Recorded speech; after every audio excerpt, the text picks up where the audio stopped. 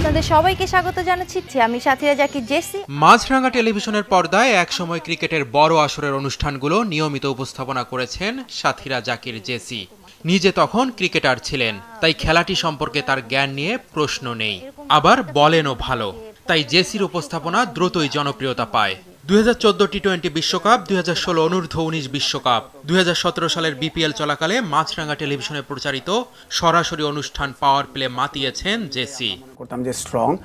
সেই জেসি এখন দেশের ক্রিকেটের সবচেয়ে আলোচিত নাম। গত 25শে এপ্রিল বাংলাদেশের প্রথম নারী আম্পায়ার হিসেবে Dhaka premier division cricket league match পরিচালনায় নামেন মোহামেডান প্রাইম ব্যাংকের খেলায়। পরদিন বেশ কিছু সংবাদ মাধ্যম বিভ্রান্তমূলক শিরোনাম করে জেসির ঢাকা লিগের অভিষেকের ঘটনাকে পুরোপুরি ভিন্ন দিকে নিয়ে যায়, যে কারণে সামাজিক যোগাযোগ মাধ্যম উত্তপ্ত হয়েছে। তবে এরই মধ্যে সবাই জেনে গেছে সেদিনের প্রকৃত ঘটনা। যাকে নিয়ে এত আলোচনা, সেই জেসি কিভাবে এলেন ম্যাচ পরিচালনায়, ক্রিকেটের সঙ্গে তার সম্পর্কটা কত দিনের।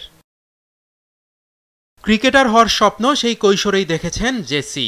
2001 সালে বিকেএসপিতে ক্রিকেট কোচিং করতে গিয়ে ফেরত আসেন, কারণ সেখানে মেয়েদের খেলার সুযোগ ছিল না। 2007 সালে দেশে মেয়েদের ক্রিকেট চালু হওয়ার সংবাদ পেয়ে লালমনিরহাট থেকে নিজের স্বপ্নকে পুঁজি করেই ঢাকায় আসেন। গুটি গুটি পায়ে চলতে চলতেই জায়গা করে নেন বাংলাদেশ জাতীয় দলে। 2010 সালে এশিয়ান গেমসের নারী ক্রিকেটে চীনকে হারিয়ে রৌপ্য পদক পায় বাংলাদেশ। ওই টুর্নামেন্টে দলের অন্যতম একজন খেলোয়াড় ছিলেন জেসি।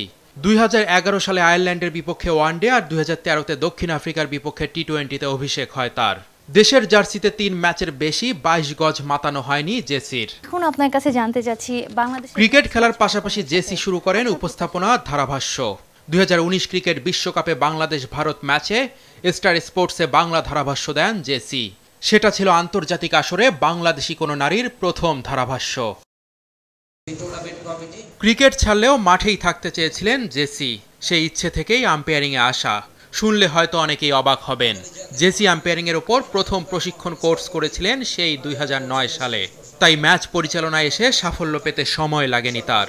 নিজের যোগ্যতা প্রমাণ করে ঘরোয়া ও আন্তর্জাতিক অঙ্গনে নিজেকে অন্য উচ্চতায় নিয়ে যান জেসি। 2023 সালের জুনে হংকংয়ের মেয়েদের ইমার্জিং এশিয়া কাপের দায়িত্ব পালন করেন জেসি। বিশ্বের সব সাবেক ক্রিকেটারদের নিয়ে ভারতে অনুষ্ঠিত লিজেন্ডস ক্রিকেট লিগেও আম্পায়ারিং করেন তিনি। জেসির ম্যাচ পরিচালনা তখন বেশ সাড়া ফেলে। সে সময় ভারতের এক ভয়াবহ দুর্ঘটনায় মারাত্মক আহত হন এই লড়াকু নারী। সবকিছু সামলে আবারও ফিরে আসেন মাঠে আম্পায়ার হিসেবে। এবছরই যুক্ত হন আইসিসির আম্পায়ারিং প্যানেলে। আইসিসিতে যুক্ত হওয়ার পর প্রথমবার দেশের মাটিতে মেয়েদের বাংলাদেশ অস্ট্রেলিয়া ম্যাচের দায়িত্ব পালন করেন জেসি। এখন পর্যন্ত 8টি আন্তর্জাতিক ম্যাচে ফিল্ড আম্পায়ার ও 1টিতে টিভি আম্পায়ারের দায়িত্ব পালন করেছেন তিনি। চলতি বছরে বাংলাদেশে হবে মেয়েদের টি-20 বিশ্বকাপ। সেখানেও জেসিকে দেখা যাওয়ার সম্ভাবনা রয়েছে।